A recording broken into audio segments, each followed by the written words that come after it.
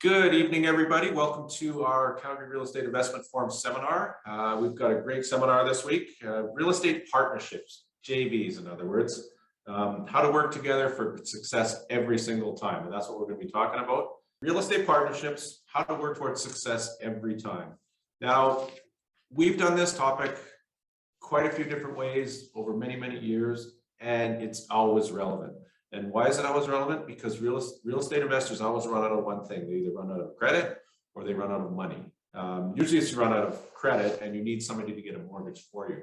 So what we do is we coach people to move towards joint venture partnerships so that they can keep their real estate assets growing, keep acquiring more assets, even though they can't qualify for more mortgages. Yeah, joint ventures has changed both of our lives. It's changing many of our clients over the years.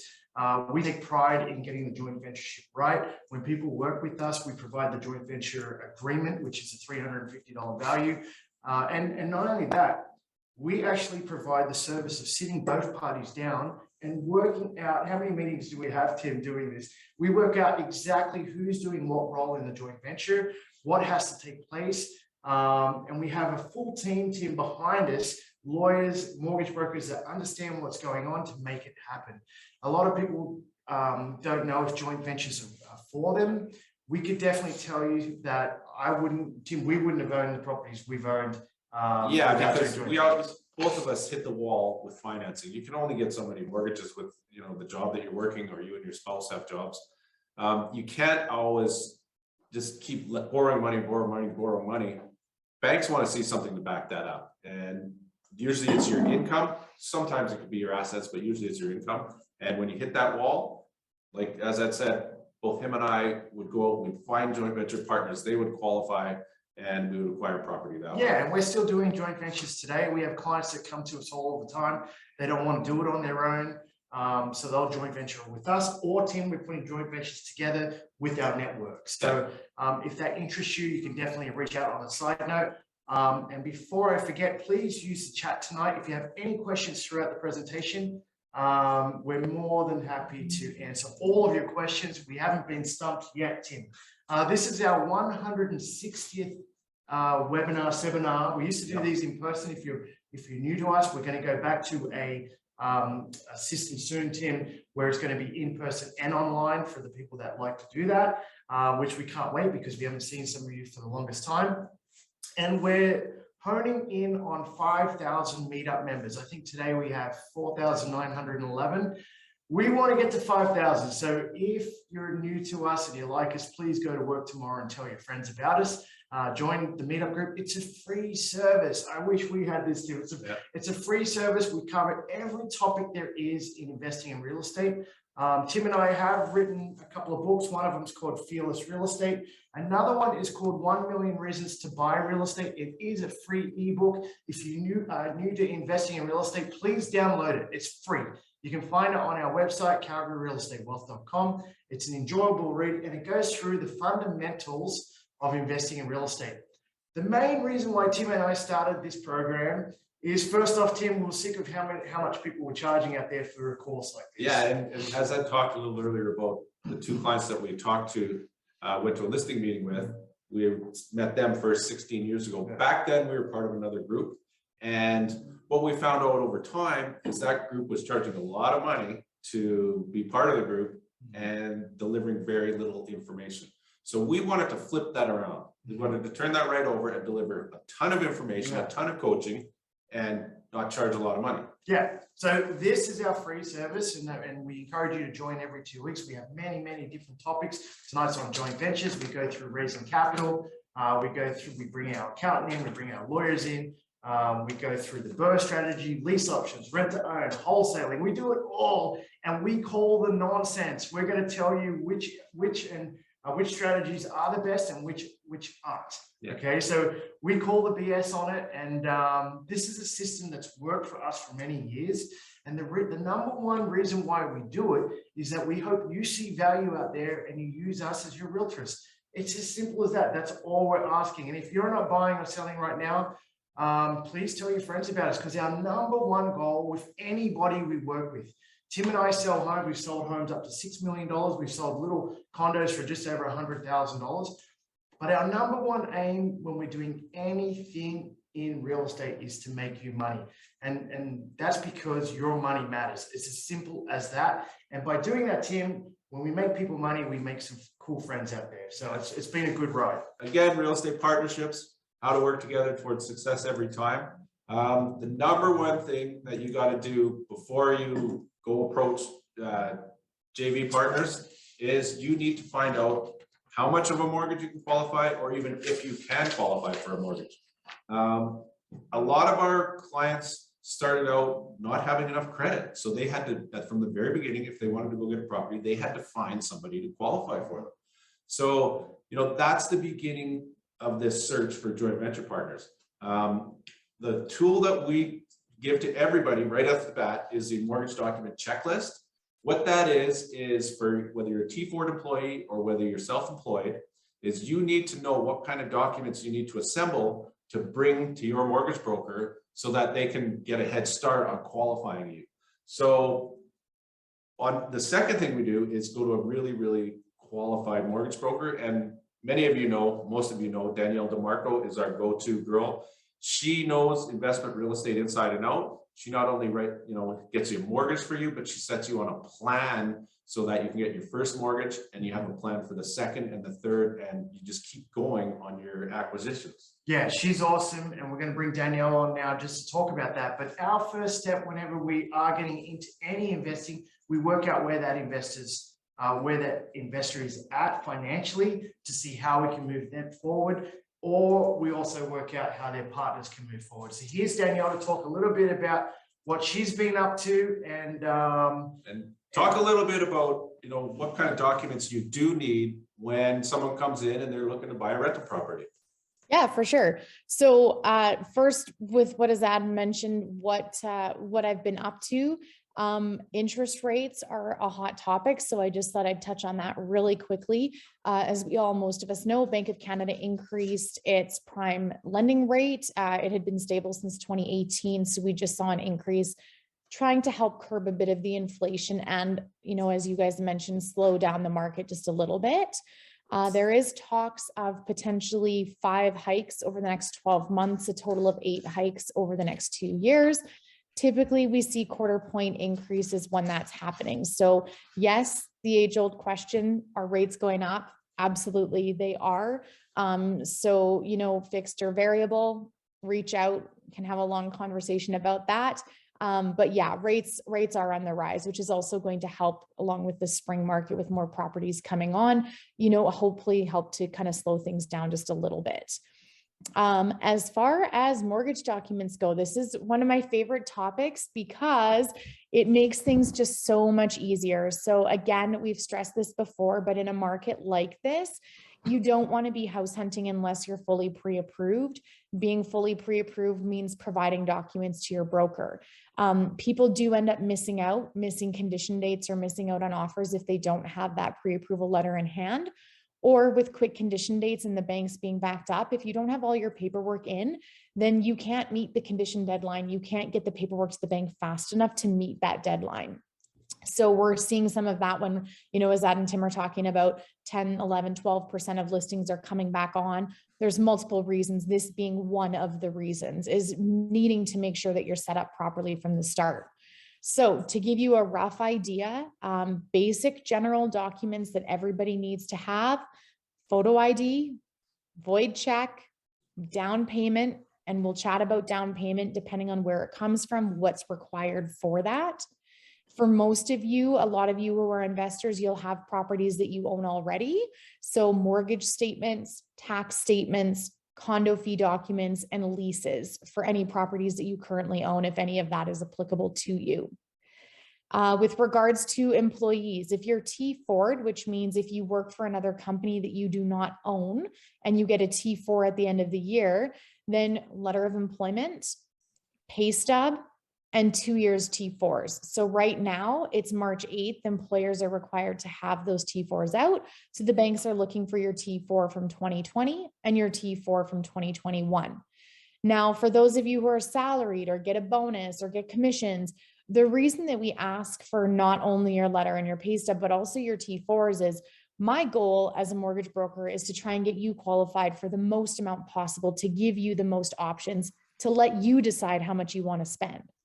If you only send one pay stub, if you only send a letter and no pay stub or no T4s, it's really difficult for us to say to you, okay, this is the income we can use, so here's your maximum. Instead, we're left guessing and potentially giving you wrong information. So the reason we ask for letter, pay stub, and T4s is so that we can give you the maximum options, basically, you know, trying to give you the best foot in the door, best leg up when you're writing an offer. If you're self-employed, the options or documents needed for self-employed is different. So same thing, we do need tax returns, which is T1 generals for you. On a time like this, where it's March 8th, we can kind of go between 2020 and 2021 or 2019 and 2020. So before you file your taxes, here's a big chance to make things the best you can to buy a property. Before you file your taxes with your accountant, do reach out, because now is the time where we can adjust how much you're claiming, because those taxes have not been filed yet. So for you self-employed people, it's really important that we're claiming enough when you want to do property investing so that we can qualify at the banks. So again, 2 years tax returns, 2 years notice of assessment. If you're incorporated, 2 years of financials and your articles of incorporation. And due to COVID, the lenders have thrown in one extra document there, which is 90 days of bank statements. So for the business account, and the banks want to see that to confirm that you are actively running your business, even during COVID, that you're bringing in some revenues. So that's kind of the gist of T4, self-employed, and some regular documents. But again, part of the pre-approval process, if you're talking to somebody and you are just giving them information and you're not giving them paperwork, it's really important that you know that the information you have might be differently viewed by the bank. So it's important to get the documents to your broker, so your broker can add like really in-depth review and give you the best options and most accurate options. So when you're writing that offer, you're confident in the offer that you're writing. And that's kind of the documents recap. If you do need a list of documents, feel free to reach out. Oh, that's awesome, Danielle. And Danielle, did you go over if you've got a partner, how much time the money has to sit into a bank account? Just with JV, so everybody could for sure understand that. For sure. For a joint venture, there's a few different ways we can set up your down payment. One of which is we can show it as a gift. So depending on who you're joint venturing with, always reach out, ask questions. We can chat more about what that looks like. If we do a gift, there's no minimum required timeline that the funds have to sit in your bank account. So it enables you to purchase quicker. If you're doing a JV and you choose to open up a joint bank account, the funds have to sit in that joint bank account for 90 days before you can use them. Or I ran into this just last week. If you're doing a joint venture with someone that you know and you're comfortable with, if they already have money in a bank account, you can add your name to their bank account, and then we don't have to wait for that 90 days. So again, that depends. Are you siblings? How well do you know that joint venture partner? But there's options of ways to get around that 90 days. And then the other thing is, if you're putting down 20% down payment or more, sometimes we can get away with just a 30-day history before you use those funds. But when doing a joint venture, I cannot stress it enough. You need to explain everything and explain where your money is actually coming from, because then we can help set it up for you properly so that we don't run into any hiccups as we go. Awesome. And Danielle, if the money's coming from RSPs, that would be a 90-day gig, because we've done that. I remember with Carlos and Daniel, actually, that money, and I think it had to sit there for 90 days at the end. So RSPs are 90 days. And the funny thing about RSPs that a lot of people don't realize is that 90-day requirement is actually also an RSP requirement. So once you put the money in for 90 days, you can't actually withdraw anything that you've put in for the last most recent 90 days. So for example, if you're saving up money, then what I always recommend is that last few months before you go to buy a property, you should actually be putting that money into savings, not necessarily RSPs, because what you do deposit into the account recently can't be withdrawn for 90 days. Awesome. Thanks so much, Danielle. Danielle, if you could put your contact info in the chat, that'd be awesome. Normally we have Danielle's slide up, but We don't. No worries. I'll put it in the chat. And yeah, in a market like this, it's really critical. The most prepared buyers are the ones that are most successful with their offers and can meet their condition deadlines. So Awesome. Thanks, Danielle. I know Danielle's rushing off to meet with the client. She's working even tonight, having a client meeting over Zoom. And once again, with Danielle, she doesn't just get you a mortgage, she actually gets you a mortgage plan, which is awesome. Yeah. So for our clients. Moving on, if you are the mortgage side of the joint venture partner, you need a couple of things. How much capital do you need to raise? So, say you don't have a whole lot of money in your bank account, but you can qualify for the rental property. Well, if you're bringing in a money partner, you need to know how much money he's going to bring into there. So that all depends on how much you qualify for, whether you're putting 5% down. And where you could put 5% down is if you're moving into the property. Say it's a legally suited property, you're moving into the basement, renting out the top. You can put 5% down. Do you need to put 20% down? If you're putting 20% down, what's the price of the house, so you can figure out how much capital you need to ask your partner for. And are there any carrying costs involved in this? Do you need to reno it a little bit before you're going to put tenants in? Those costs have to be accounted for as well. Yeah, so you have to actually work this out before, and that's the first step, Tim. Whenever we're meeting with people with doing joint ventures, is first to work out where the money's coming from. Second, how much money do you need? Third step is are you splitting the deposit? Are you putting 50-50?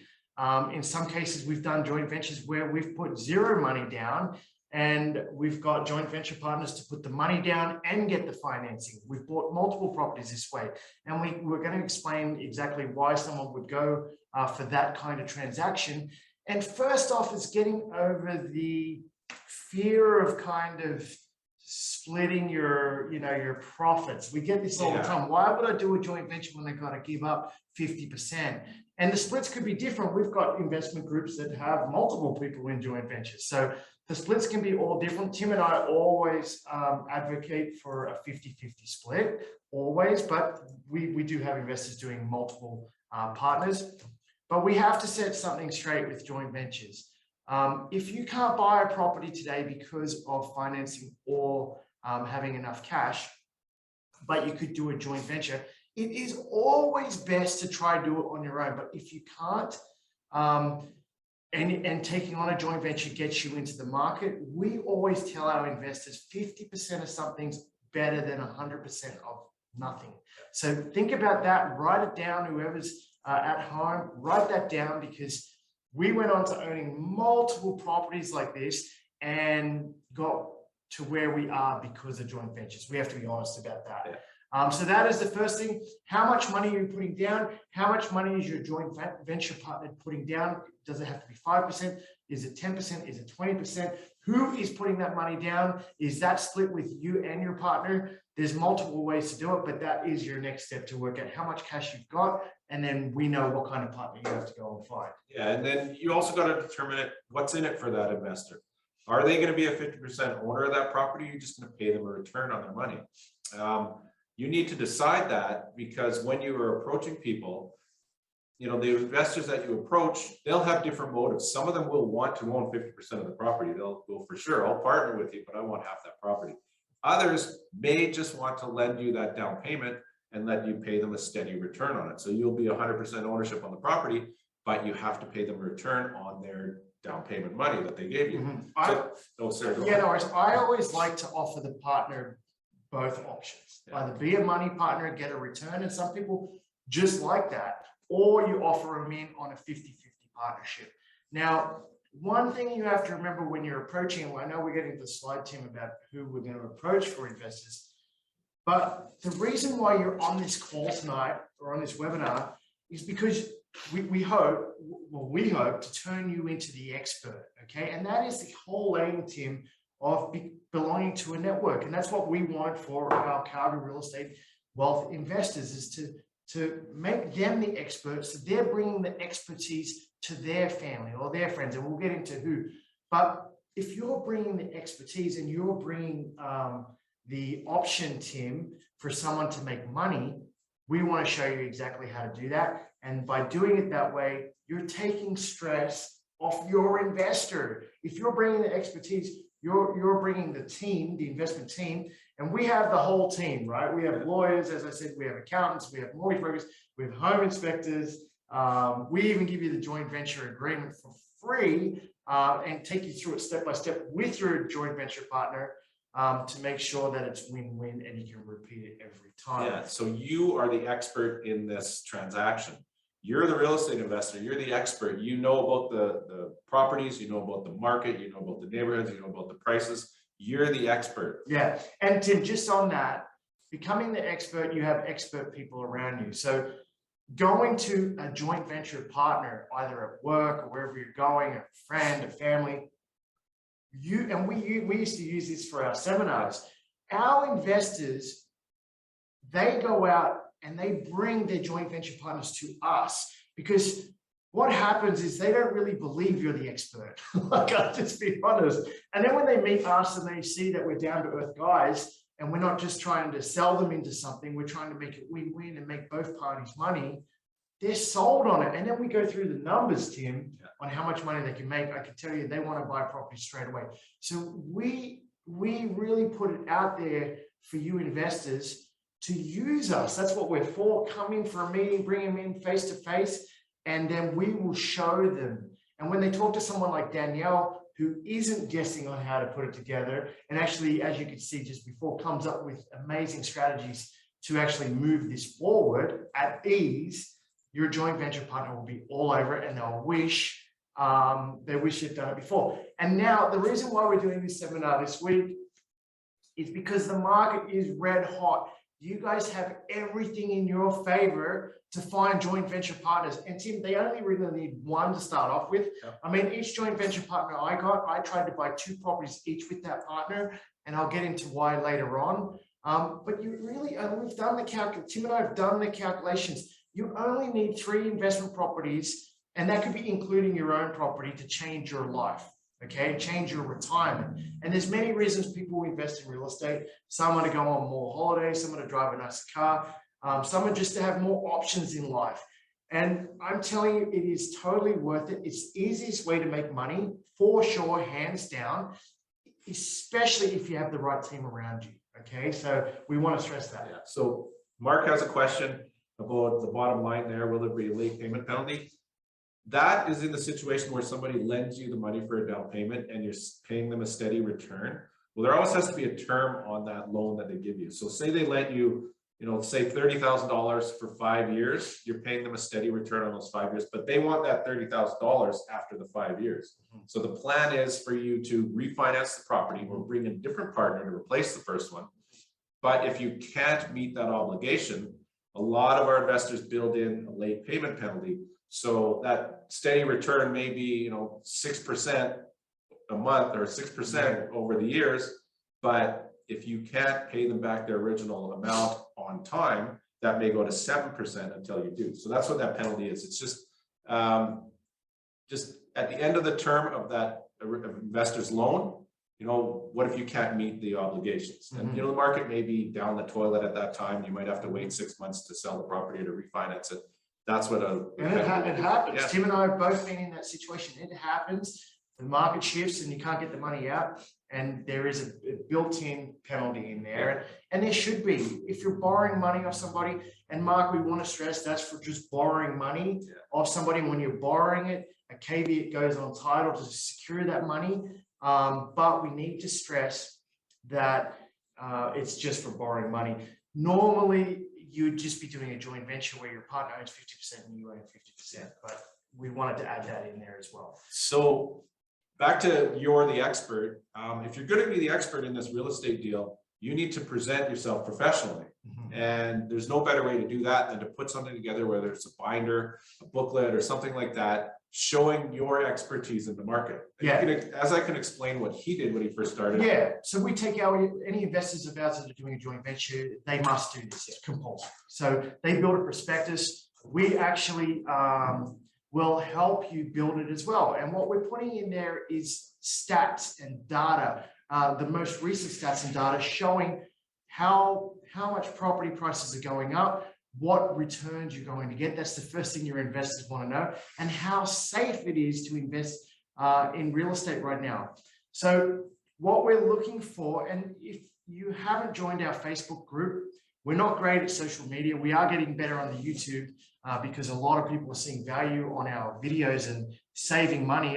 One of the last videos, Tim, was on if you should include utilities in the rent. I thought I had a copy of our latest prospectus. Yeah, and the answer is no. But anyway, if you haven't joined our Facebook group, it's Calgary Real Estate Wealth. And what we try to do is post the most relevant and latest articles, newspaper articles.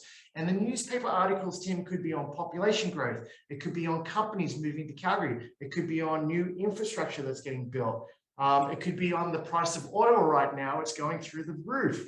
It could be just on general stats, Krebs stats of the market. Anything that accentuates the positive of the current market. So like Azad said, all of those things, if it shows the positive effects of a good market and the positive, how positive this city is right now, include them in that perspective. This is the easiest time to get a joint venture partner. And what you want to do is be professional about it. Put it in a binder. And what we also include is an analysis on a latest investment property. So people can see what the cash flow is, what the mortgage pay down is, and what the appreciation. And as Tim said, everybody's gone up minimum 10% right now on their investment properties.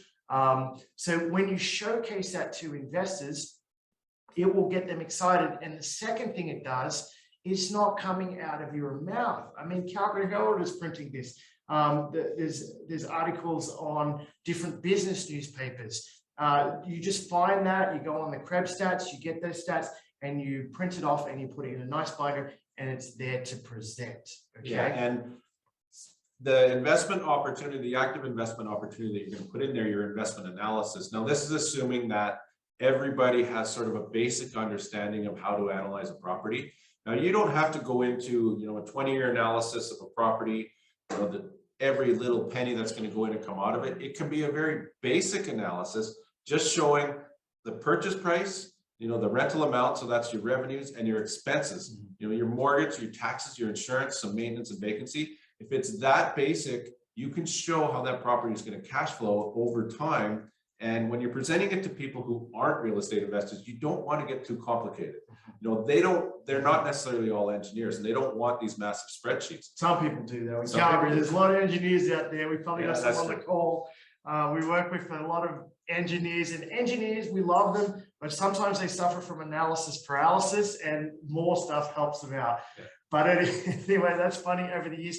But can you imagine going to work or going wherever you're going to go and showcase this prospectus, and then showcase that you work with a company called Calgary Real Estate Wealth, and all they do is make people money? I mean, Tim, if someone came to me years ago and said, hey, you got to check this out, and everyone else around me is making money off real estate, I could tell you I would want to check it out. Okay. Well, that's how I know I personally got started that way. I joined a group, and they were giving seminars, they were giving a little bit of education. But there were also a lot of other people, like now we don't have anything live, but there were other people in the room that were actively investing. And I could ask them, so, how did you get that property? And how did you get that property?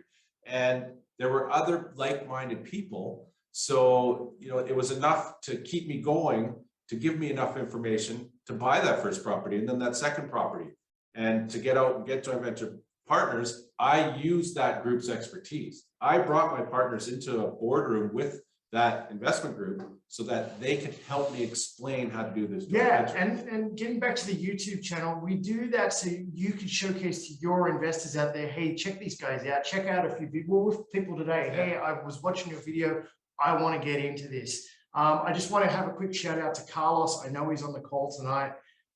He did buy Mayland Heights last week, Tim. Got a great purchase. He had to trust us on our judgment, and he's going to make an absolute killing. Him and his dad are doing a joint venture together. Yes. So, and we see that, Tim, a lot. Parents do joint ventures, and we've seen co-workers do joint ventures. So it can work, and we still have to go through this step by step with our members when they're doing a joint venture. It doesn't matter if they're doing it with family or not. Yeah, and so we always get this, well, who do I ask? I don't know anybody that wants to invest in real estate. Well, if you don't know anybody, you haven't asked anybody. You always have to ask everybody and it could be the simplest of questions. We have it right at the bottom of the screen here. All you have to say to these people is, are you investing in real estate now, or are you interested in investing in real estate? The people that are will say yes, and you can start a conversation with them. The people that aren't will say no, and you just leave it at that. And one thing we got to warn you is probably 95% of the people are not interested in it. So you just move on. Most of the people in your life, most of your sphere of influence won't want to invest in real estate. Yeah, and we had one investor go out and do 17 joint ventures. I mean, this isn't for everybody. And you see, you see those ads on TV or online about investing in real estate in the US, and they make it look so easy, right, Tim? It does take work. It takes a lot of knockback. But if you can showcase your own experience and what you're doing, and you could help someone else do it, that is win-win. And that's what we strive for. We strive to get you one deal under your belt. We document everything in that deal. We get the leases, we get the cash flow analysis, we get the MLS listing, we get the contract. Neighborhood stats, everything. Everything. We get it. And our investors do more joint ventures, Tim, because of that. And we're so proud of it. And then we're there every step of the way to make sure both parties are kosher on the deal, okay? But this simple question, are you investing in real estate, interested in investing in real estate? I read Rich Dad, Poor Dad back, I think, Tim, 2002, 2001, geez, a long time ago. And that book is just a generic book. It changed my life, Tim, but it doesn't give you the fundamentals like even our free ebook does. Our free ebook, 1 Million Reasons to Buy Real Estate, on our website, gives you all the tools you need to get started. So you should check that out. But I sent this question out to my database, Tim, is anyone interested in investing in real estate? And only one person got back to me, and it was my mom. Okay, so does it take time, Tim? It does. Yeah. And Tim's right. Tim comes from a big family. We talk about this all the time. He put it out to his brothers and sisters, and I got zero. He got zero. So you know what? But guess what we did? We didn't let that stop us. We believed in investing in real estate. We went out there, we did a deal, and then we showcased those deals, and that's why our investors use our formula to attract more people, and it definitely works. Okay. Yeah. So when you do go and talk to these people, and they're sort of sitting on the fence. Should I invest money with these people? I like real estate. Should I go and invest with this rookie or whatever? Spend some time with them. That's the most important thing. We've gone so far as to drive potential JV partners around the specific neighborhoods that we have rental properties in, so that they know what we're looking at. They know what a good rental neighborhood looks like, what a good rental house looks like. Yeah. You got to show them what you're doing. Yeah. You got to spend time. That's the key aspect of it all. And you have to make it easy for them, because they're not asking. I mean, you might get a joint venture partner, Tim, that may want to be actively with you. I know Brandon, one of our investors, is on his fifth property, and he's doing joint ventures, and he's been with us for 2 years still. So does it work? It definitely does work. And Brandon's portfolio on the 5 properties, Tim, he's probably made over $500,000 right now on his portfolio just by doing that. So don't think about what you're giving up, think about what you can make. But as Tim said, spend time with your investors. And what does that look like? I could tell you, when I was buying in the early days in Lowell Mount Royal here, I had an investor that I wanted to buy a property with. And I walked him around 17th Ave. I said, this is the Red Mile. This is the trendiest part in Calgary. There's bars, there's restaurants, there's great coffee shops. And the reason why I showed him that is because I knew if all those amenities were on the Red Mile, trendy people who make good money, and some of these kids in Calgary, most people earn over $100,000 a year. I'm just being honest. They can afford to rent these properties, okay? And I just knew if we bought in there pre-construction that they were all double in value, and they did. So you gotta get your investor to feel it. Like, what would that look like today? Like, if I was investing in a townhouse in Seaton right now, I would be down there in Seaton showing my investor all the new amenities. Like, everything is new. New superstore, new YMCA, There's a new high school down there. New high school, new shopping, boutique shopping. There's restaurants that I wish we had. I live on the west side of the city. I wish we had some of those on the west side. And then I would point up and say, that big thing up there is the hospital. Okay, that's all I would have to do. And because that's a hospital, there's doctors, and guess how much money they earn. So, and guess how much the service, we just sold a condo for a record price in Seaton, it's going to go firm today or tomorrow, Tim. Yeah, tomorrow. For a the sellers called Tim today and said, we can't believe you got us that price. And it's just a condo, right? And the reason why it went for that is because service providers in the hospital, you've got you know, all sorts of people that work you got there. Nurses, you got kitchen staff, cleaning staff, everybody, and they don't want to live on the other side of town. Yeah. If they can rent a condo that's walking distance to their job in the hospital for a reasonable price, they'll do it. Yeah. So guess what? It's sold for a record price. And so you want to spend time, if you're buying, say, a townhouse, just even in Seaton, you want to spend time and make them feel comfortable that you are 100% sure that it's going to rent out and that you're going to have no problem but making money with this asset. Okay. So you want to reassure, you want to work with realtors like us, hopefully us, that can help you make those right decisions.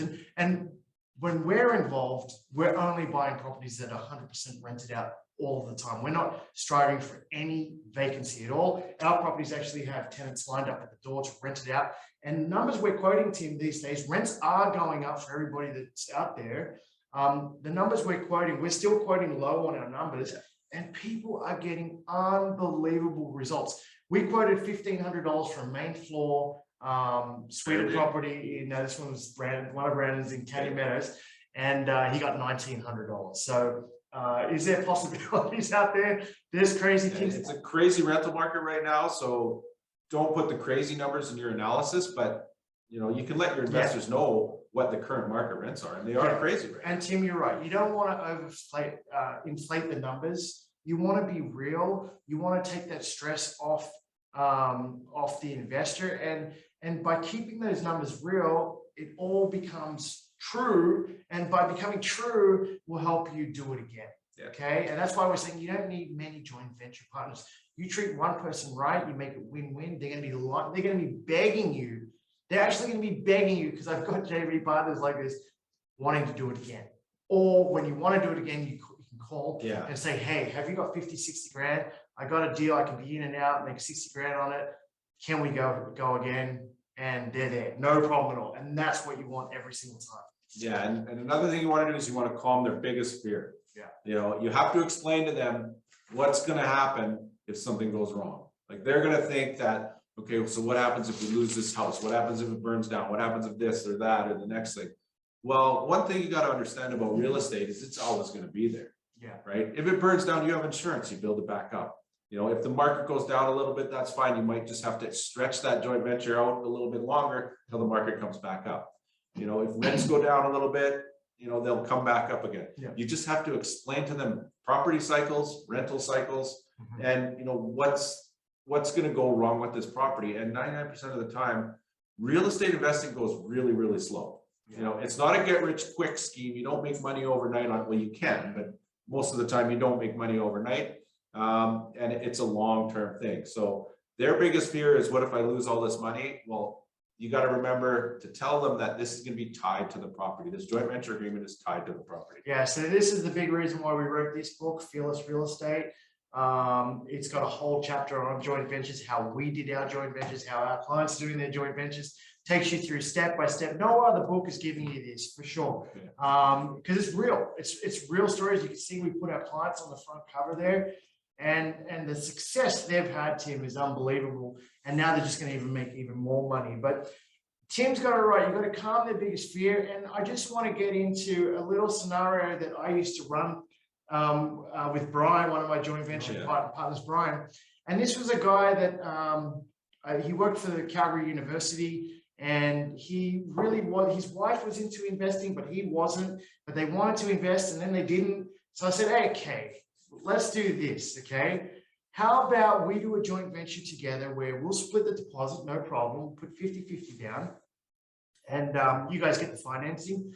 And I will take full responsibility for the property, full responsibility for the next 3 years. They're like, what do you mean you take full responsibility for the next 3 years? And I said to them, look, this is what I mean. I mean, if we have a vacancy, if we have an appliance go, if we have any other costs, I will pay for that. No cost out of you. I will get 50% of those costs back when we either sell or refinance the property, but there is no stress to you, and I will manage the property 100%. How does that sound? So what I'm telling everybody out there is that you have to make and that's only one way to do it, Tim. There's multiple ways to get clients, but that is one way to do it, okay? And the reason why I did it is because they were great people. They wanted to do it, but they were nervous to do it. So I eliminated all the risks. And the risk for these people is dealing with bad tenants, okay? And if you're working with us, you have to do our landlord training because we only choose the best tenants. And I took that risk away from them completely of dealing with bad tenants. And the other risk is the fear of losing money. And so I guaranteed them that for 3 years, there's no negative, there's no dealing with bad tenants, and that we're going to make money in the end. And it was win-win for everybody. So that is just one way, Tim, that we've put joint ventures together. Okay. Now we're moving on, Tim, to protecting your investors' interests. This is the most important or the most crucial part of doing a joint venture. You want to make them feel protected. First off is that when you're doing a joint venture, you're signing a JV agreement. Okay. And we help you with that JV agreement. We designed our JV agreement. It's worth $350. Our clients that are doing joint ventures with us and buying properties through us, we are quite happy to give that for free. But where the real value is basically going through step by step by step on who is doing what role in the joint venture and how is each party protected. Okay. And by doing it this way, you have a clear understanding before any money is handed over. Okay, so we're signing the joint venture agreement. Once there's money, once we've agreed on it, then the money is handed over and everybody is on the same page. Yeah, and this is key because your investor, if they're going to hand over a sizable amount of money, if you're putting 20% down on a property, you know, if it's a $400,000 property, that's $80,000. That's a lot of money to put down on a property. You want to make sure that they're 100% protected, and you want to make sure that they feel confident that they're just not writing a check to you. It's no different than when you need to ask for this money, you just don't go up to somebody and say, hey, can I have $80,000? No, you have to present it as a business plan, go over it like a business person, and make it clear to them that you guys are getting into business together, because that's what this real estate game is. It's a business. And when you treat it like a business, people will be more confident than just, you know, some cowboy running around trying to rent out properties. So we make sure when we train people on these joint venture agreements and how to register them on title, how to, you know, maintain this partnership for the life of the agreement, that they do it in a professional business manner all the way through. And Tim, before I get you to go through the caveats, before we get there, just getting back to who you're asking, okay? One of our investors who had 17 JVs, they came, Tim, from most of his sporting teams. He played softball in the summer and he played hockey in the winter.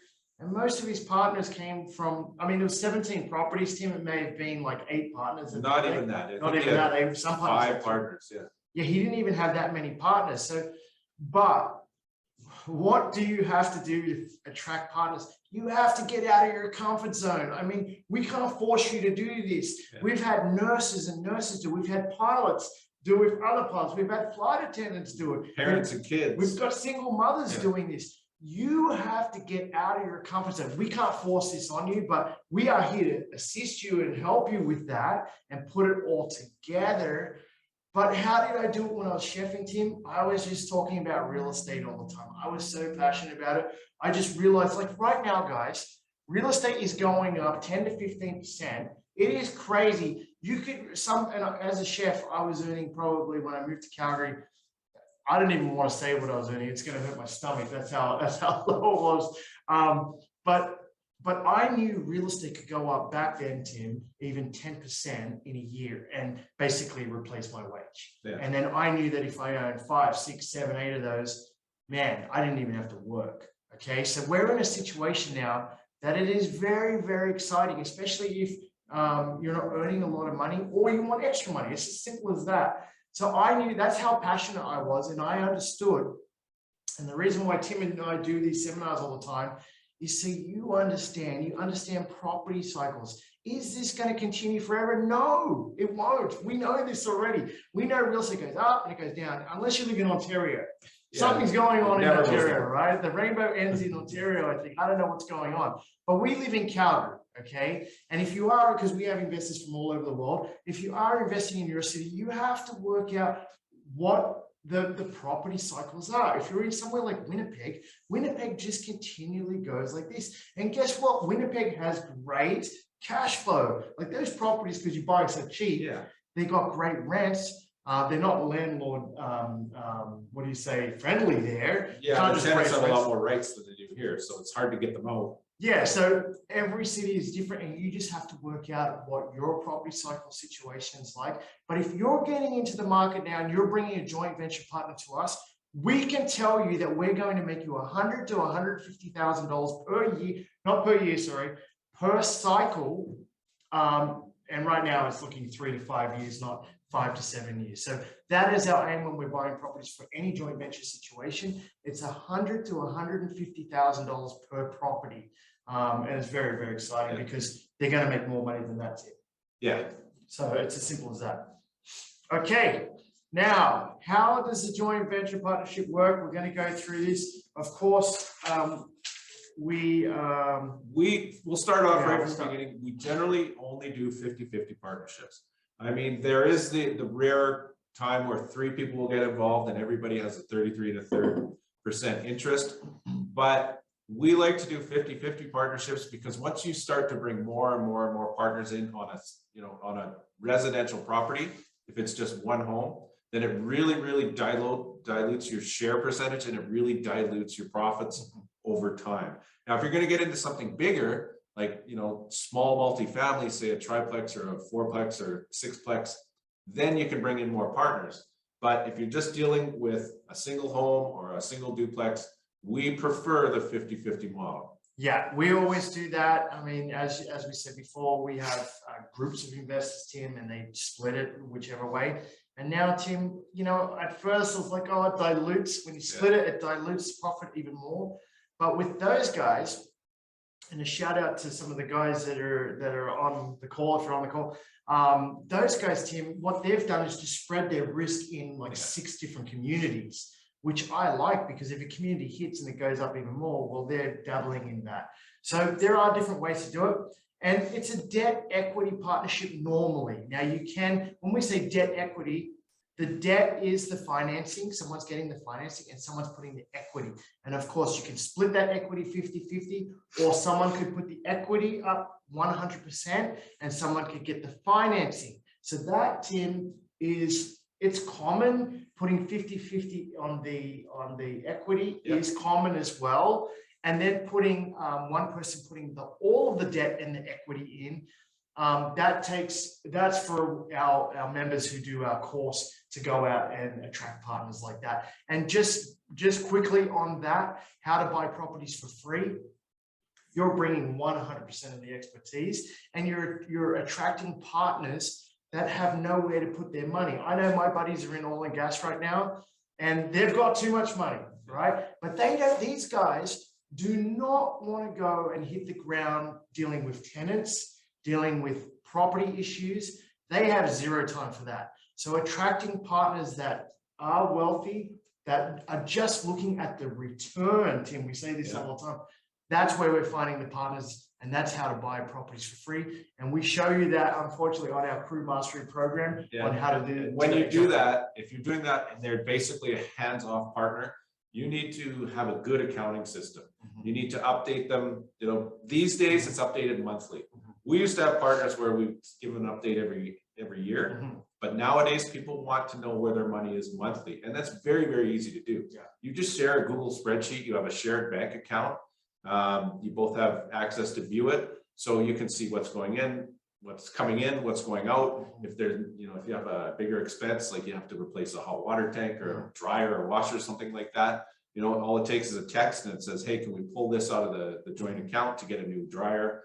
And you get a quick text back. Yeah. So, transparency is the way to go these days. make sure that they know every step of the way where every penny is going in and coming out. Right? Yeah, and just on the Google Docs, Tim was saying, my JV partners, we have them, and my accountant has access to it. So Anna's in on it, so she gets the Google Docs. She can see what money's going in, what money's going out. The actual receipts go in there as well, and they go in there. So it's so easy to share that information. And as Tim said, there has to be transparency 100%, because you want to win this investor over. You don't just want to buy one property with them. You can go on buying multiple properties, and you have to remember, someone will be like, well, how is someone going to give me 100% of the deposit? They will, because first money in is first money out. And guess what these people can do? They can qualify for more. So if the property right now is going up 15% a year, they can get their money out within 2-3 years, Tim, and then go again. And that's what you want. You want to show your expertise. And that's the way to buy multiple properties. Just going down this list, someone has to take on the role of the buying strategy. So when we're working with our JV partners, we always ask, who's coming to see the property? Is it the silent partner? Is there a silent partner? Are they both active? And if everybody wants to come along, we all go along. It's okay. And the fortunate thing about us, Tim, is we're selecting the property for our clients. So even if a client texts us, what about this one? I got one today, I have to go see tomorrow night. We're going out and saying yay or nay to the property, which takes that stress away from everybody involved as well. We're running the performer, we're making sure the numbers work. Then going down, who's doing the management in the joint venture? And if you are approaching a partner, sorry, let's just get back to the deposit. Whatever the deposit is, whatever the investor is willing to give you, okay? If the investor is willing to give you 100% of the deposit, you take it. If they're only willing to give you 50% of deposit, then you have to make a decision if you want to move forward or not. Okay, so I wanted to stress that with the deposit.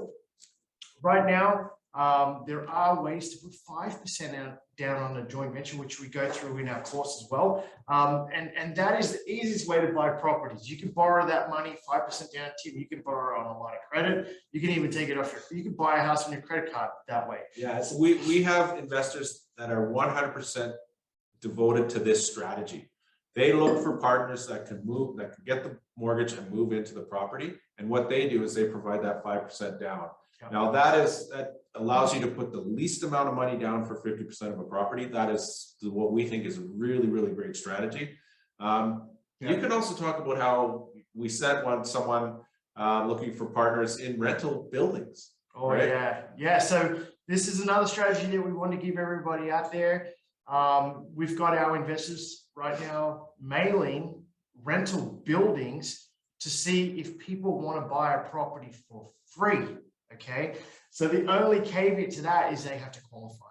And you know what? There's a lot of people, Tim, living in these rental buildings downtown. Some of these rental buildings are charging $2,600 a month, right? Where these people could be owning. So there are ways to do it. We go it through step by step. So we really, you need to get creative.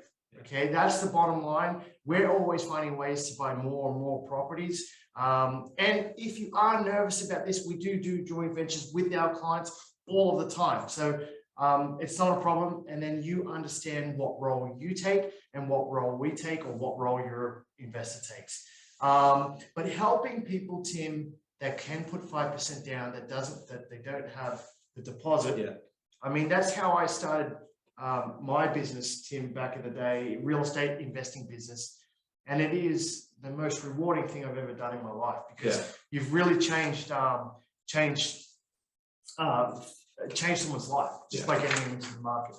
So moving on here, signing the mortgage documents, whoever is getting the mortgage, they're the ones that are going into the lawyers, meeting up with the mortgage broker, and then basically signing off on those documents. So you have to remember that the partner that isn't qualifying for the mortgage, they don't go into the lawyers, the financial person does. Well, there are cases where you will be 50% on everything. We've seen that where you guys, two people split the down payment and they also split the mortgage. Now, we don't recommend this because you're putting your name on too many mortgages. If you're 50% on this mortgage, 50% on that one, you may as well go out and buy one all on your own. But some people do that. You know, parents and kids, they will both sign that mortgage, so they both have 50% of the mortgage. What happens down the road is when that parent wants to get out of that property, their name is still on the mortgage. The kid has to qualify for the whole amount after that. Yeah, so the whole key is not to be on the mortgage. Okay, for the investors that want to own multiple properties, the key is to be the money partner. Okay, and if you can qualify, they can qualify for 5% down, or you can qualify for giving 50% of the deposit, whatever that is. It's win-win for you. You just have to go out and find the money to do it. Now, one thing I want to stress, the people that I loved approaching for this strategy, raising capital while we're talking about it, are people out there that already own homes. Because what are you getting them to do? You're asking them to invest in more property, okay? They're the best people to do joint ventures with because they're already investors themselves. They just don't know it, okay? They're just investing in their home. And if you think about people these days, most people's retirement is coming from refinancing their home on a chip reverse mortgage and using the equity to live off for the rest of their time. Imagine if you could give them an opportunity to own one more property, and by calculating it out, if you've read our book, Fearless Real Estate, you can calculate it out to see how much that property is going to be worth in 10 years time, in 15 years time, in 20 years time, and it will dramatically change their lives. We've seen it firsthand. Yep. And that's what you have to offer people. You have to offer them an amazing opportunity, and you have to provide it stress-free. That's what we hope we're getting the message across tonight. How about, are we going on the next slide here, Tim, or no, we're going to talk a little bit more? The final thing that I want to talk about on this slide here is the exit strategy. Now, when you're going into this and you're signing that JV agreement, you want to know what the exit strategy is before both parties sign on the dotted line. What you want to do is you want to tie the exit to the mortgage term. Now, if you sign a 5-year term or a 3-year term, you want your JV to go that long. And it doesn't mean that it has to end after the 5 years. If you guys are making great cash flow, you're great partners, you're having a great time, you can just extend that JV agreement for the term of the next mortgage. And what we see a lot of people do is they'll go through the 5 years, they'll refinance or put a new mortgage on after the 5 years, and they'll pull the original money out. So if you're the money person, you refinance and you pull your original down payment out, now both of you are in for no money down. You've pulled your original investment out, they've just qualified for the mortgage, and you're both in for no money down, and then you can just ride it for the cash flow for as long as you want. So, you know, tying that exit strategy to the mortgage term gives you options. Yeah, and just a couple of things here. Set up a joint bank account. That is a must, so you both see the money going in, money going out. I love that because just on your phone, you can just pull up the joint bank accounts and see all the cash in there. How much cash should you have on reserve? We like to have 3 months of rent in there just in case. So 3 months, that'd be like 5,000, 5,500 roughly. Just let it sit there. Once you get to that, you could split every year if you want. Don't let it get more than that. I would just keep, you know, 5-6 grand in there, just because that's roughly the cost of a furnace these days. And if you have to replace the roof on a bungalow, that's probably half the cost there. So by having it there, you don't have to reach in your back pocket if there is a vacancy or if there is a maintenance issue. And that is the number one reason why people give up on rental properties, is because they got to pull money out of their back pocket, and it really upsets them. So if you have the money there, it just runs like a business. A couple of other things in here. One of the partners, now Tim is not cashing monthly checks. We used to have all these checks, right? Now it's just automatic deposit.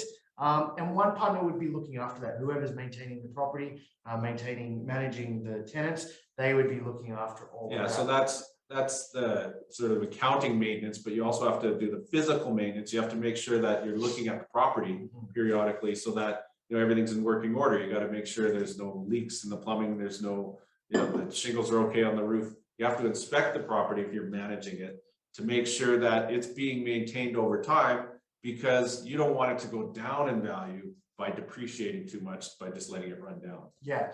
At the end here it says provide annual reporting. We're doing ongoing, our investors doing ongoing reporting with Google Docs every time, every month it gets updated and the rents go in, the mortgage comes out, the taxes come out, any expenses. One thing on expenses that come up, I like to have the $300 rule. Any expense over $300, I have to know about it and I have to okay it. So JV partner can't go in and spend $1,000 without me knowing.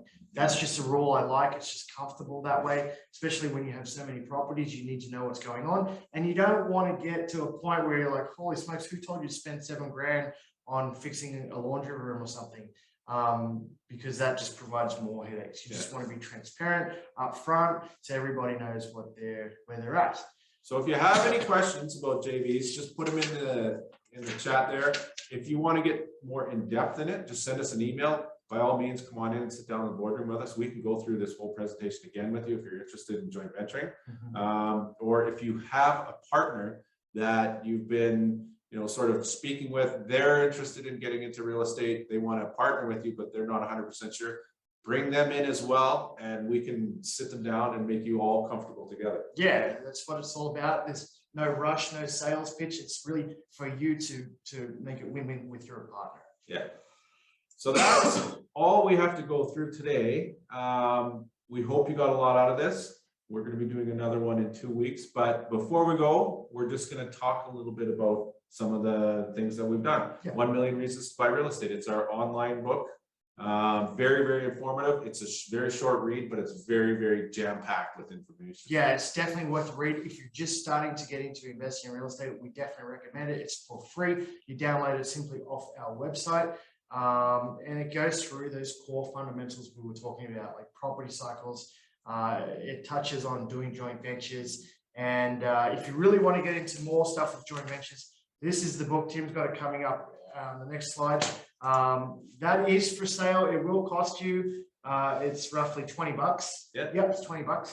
And you know what? It's a great read. Once again, there are stories about us, but more importantly, there's stories about our clients.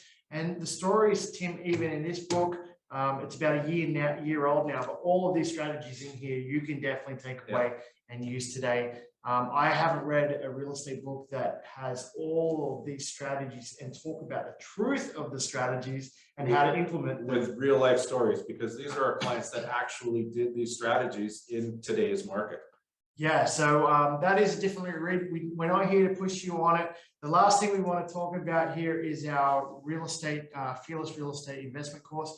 This one does cost a lot of money. It's $997. And what it does, it gets you a lifetime membership to our program, our network, and it really dives in deep, Tim, on any strategy that you want to go after, and you can implement it. The money it costs to buy this program, we could tell you there's similar courses going for $20,000. We did not want to do that. We did not want to put that on our clients at all. We wanted to provide affordable mentorship. And this program, it's for serious investors. It's for investors that want to create $1 million worth of equity. It's not for everybody. We tell everyone that real estate investing isn't for everybody. You have to be passionate about it. And what we do believe in is that you have to be around like-minded people to level up your investment game. If you're not around like-minded people, it's going to be hard to succeed. And that's why we wanted a network. And you know what? It's really, really working. If you want to see success stories, Tim, I think you might have it on the next slide. No, you don't have it on there. I think I went by it. You don't even have it? No, you don't have it today. But go on our Crew TV, and I think we have over 80 videos now on Crew TV. That's our YouTube channel. That's our YouTube channel. You can find that on our website too. That is for free. And you can go and see the success stories from the clients that are on there. We document everything, and people are absolutely killing it right now. And you could be doing this too. If you're sitting at home and you love the investment game, we are hiring. We're looking for like-minded people. We are so busy right now that if you are thinking of becoming a realtor, or you're a realtor yourself, we have a lot of realtors that follow us. out there. We're just looking for cool people that want to take our company to the next level. There's definitely room for that. And we want to grow it. It's really, really working. Yeah, even if you don't want to become a realtor, but you want to refer clients in, there's also space there for earning an income as well. You just have to come down and talk to us about that. Can you read that whole? Yeah, I'm gonna. One more Got, comment. Off-topic question: when are you done? I know Ken and I have been going back and forth on Texas here. Ken, we will get to you. I know.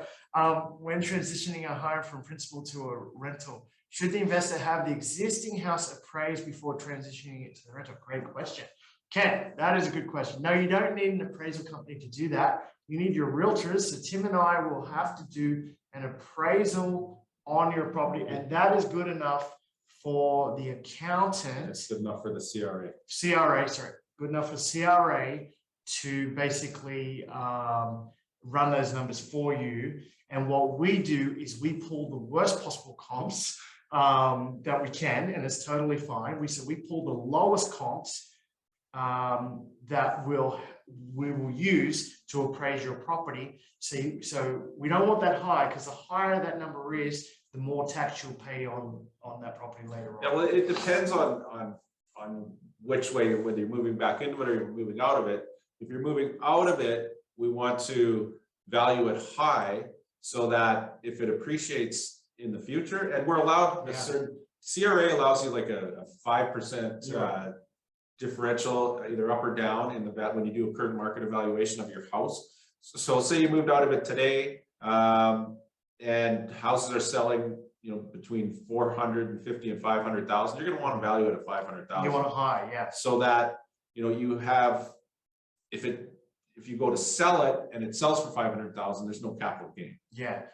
For example, I moved out of a condo in 2003 that is still owned behind me here, and I appraised it at 300,000. That property probably, Tim, dropped to 180,000. So it dropped all the way down to 180.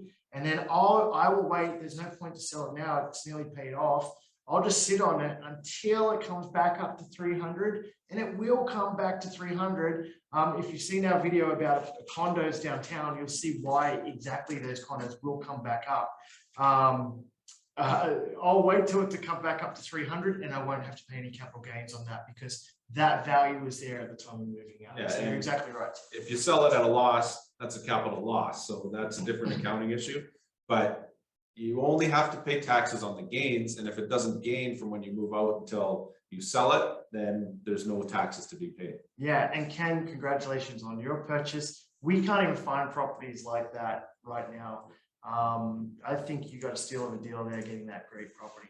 So I hope everyone liked what you've seen. We're going to have another seminar in 2 weeks' time. We're not sure of the topic yet. We just got back from Las Vegas. Tim and I went into the RE/MAX Hall of Fame during the week, and we haven't had time to set up the next seminar, but we will post it tomorrow. We always do. And we hope you liked what you've seen, and we hope that you go to work tomorrow and tell your friends about us. Join our group. We're trying to get to 5,000 people. We're 89 people short of 5,000, and would love to see you in 2 weeks' time. And the takeaway from today is eventually everybody has to go to joint ventures to increase their real estate holdings. So, take away what the positives from this, learn about it, and hopefully we can get you together with some good joint venture partners. Yeah. Okay, good night, everyone.